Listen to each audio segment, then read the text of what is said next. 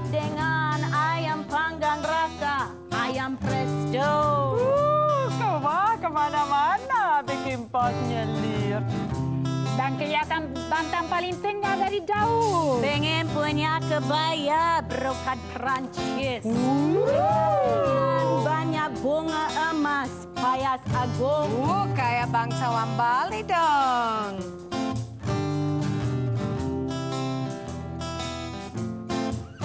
Andai aku kawin dengan Cekorda. Anak saya jadi bangsawan. Andai aku teman baik bupatinya. Saya punya proyek banyak. Andai aku kenal baik Pak Pastika. Sampai kemana-mana ada LCD besar. Andai aku kawin dengan Cekorda. Aku kawin dengan Cekorda. Kalau kamu mati, saya harus bikin keranda besar dan tinggi. Andaikan aku kawin dengan Cokorda, itu maksudnya apa sih?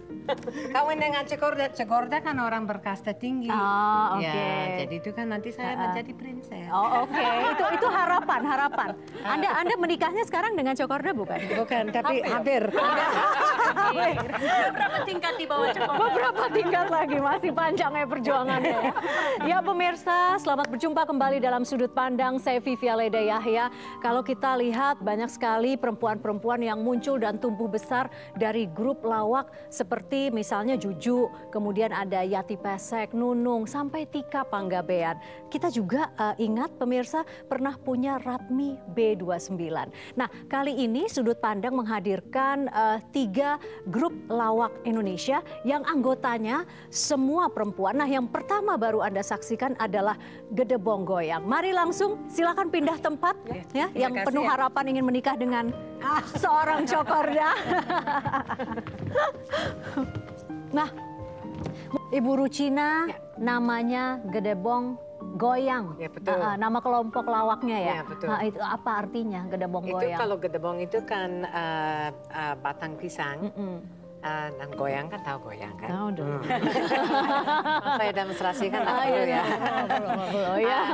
Jadi itu berasal dari kira-kira 10 tahun yang lalu. Itu ada istilah untuk bule-bule yang berumur sedikit dan juga berlebihan lemak Berumur sedikit. sedikit maksudnya apa? Ya, lebih dari 25. Oh, oke. Atau agak ke setengah baya juga. Ada oke istilahnya berarti? Enggak, gedebong itu. Gedebong. Gedebong kan lurus, jadi kan tidak punya pinggang. Iya. Jadi ya kalau lihat kebanyakan dari kami itu juga ini sudah. Tapi bagaimana sih kumpulnya bentuk kelompoknya ini? Itu sebenarnya begini ceritanya. Itu waktu 2002 kan ada bom di Bali yang sangat menyedihkan. Jadi itu kami merasakan, kami kan semua kawin sama orang Indonesia. Jadi itu sangat bisa ikut merasakan bagaimana sedihnya. Jadi mau menghibur, jadi bagaimana orang bule kan bisa menghibur. Jadi saya mendekati beberapa teman bule cewek, terus tanya mau bikin grup nggak untuk menghibur orang Bali. Kita nyanyi, menari sedikit dan bikin sketsa, bikin jokes segala lucuan gitu. Terus ada 3 orang yang angkat tangan. Jadi kami buat lagu, cari lagu dulu, ada reggae, ada dangdut. Apalagi itu pada mulanya Susan. Ada Bali pop. Jadi kami buat lagu, bukan buat lagu, cari lagu terus di pelesetan kata-kata. Oh, oke. Sampai ada sindiran. Iya tadi sindiran bupati, ada Pak Pastika dibawa-bawa juga ya. Nah kalau Ibu Rucina ini menikah dengan orang Bali dan sudah 38 tahun Betul. tinggal di Bali ya. Betul. Nah, tapi Ibu Rucina ini asalnya dari mana? Saya berasal dari Amerika. Amerika. Nah kalau Susan berasal dari Swiss. dari Swiss. Ya. Sudah berapa lama di Bali? 17 tahun 17 tahun. Menikahnya juga dengan orang Bali. orang Bali. Nah, kalau Alex tadi yang paling banyak goyangnya.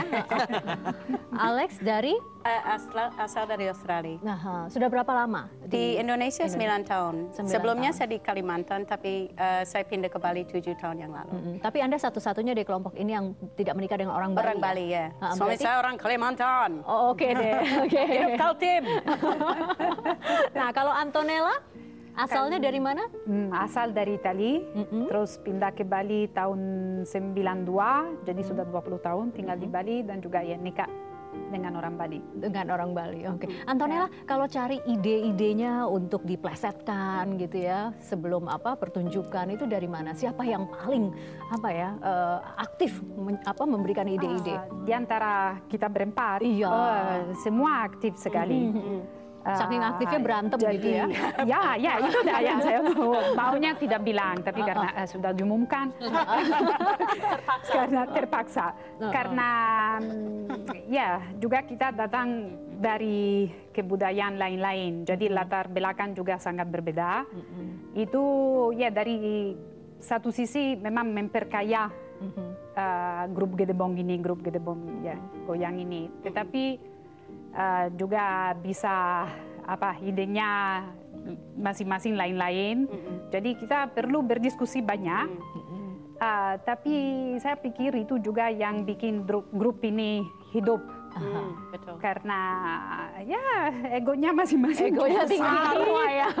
Kadang-kadang kepala keras juga. Tapi karena itu banyak sekali keluar ide dan kadang-kadang ada ya diskusi keras, tidak sampai BTK ya.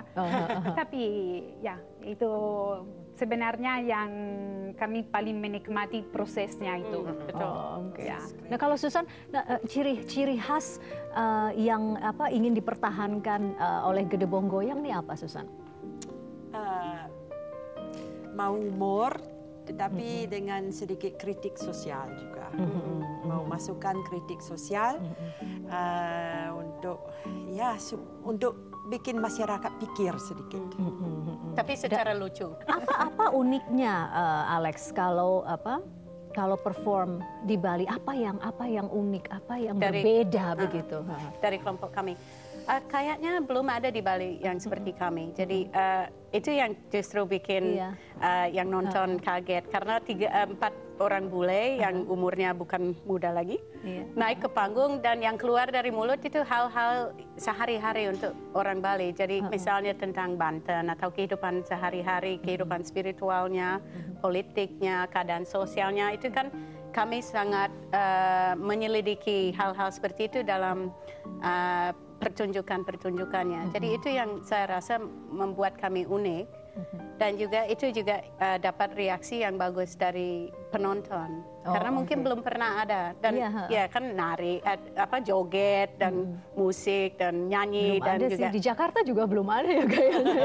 Belum ada yang seperti ini 4 bule begitu ya.